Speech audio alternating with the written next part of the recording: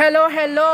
Ayan, for today's vlog, ayan, ipapasilip ko na naman sa inyo ang private resort. Dito po matatagpuan sa bayan ng Bulacan, Pandi, Bulacan. So, papakita ko po sa inyo. Ayan, ha. Naka-landscape na po yan. Dati wala pang landscape yan. So, updated ko po kayo, ha. So, yung pavilion, hindi pa po medyo natatapos. Ayan. So, ayan po yung landscape nila dito. Ayan si Kuya MJ. Ayan.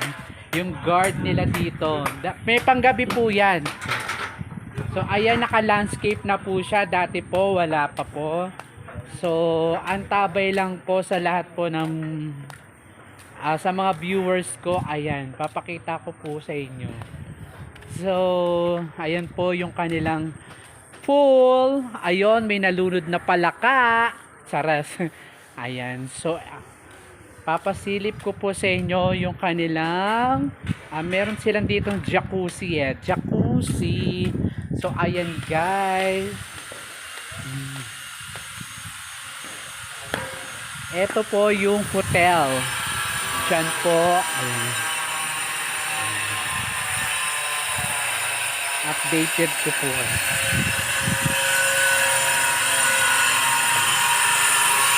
Meron siya. Ito, ayan. Dito po yan ilalagay. Yung jacuzzi. Ayan. Ay. Oh, ayan si tatay. Oh. Gumagawa ng kuryente. Ayun. So, ayun po yung mga... Ayan. Dito po ay yung coin. Yung coin fish. Diyan po yan lalagay. So, ayan lang muna po ang ipapakita ko. Hindi pa po sila natatapos.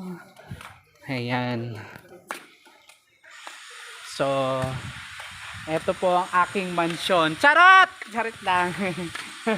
Hindi, sa ano po yan, sa kaibigan ko po, kay Architect Jomel ni Pongo. Meron din po silang casa ni Pongo. Located po Pangasinan, San Fabian. Yan, malapit lang po yan sa Manawag. Ayan. So, kita nyo naman si Kuya MJ. Gusto po daw magpa-job. Ayan lamang po. Diyan lang ang aking tour ko sa inyo. Sa susunod po, papakita ko na po sa inyo ng buong buo. Salamat po sa panonood. Bye-bye!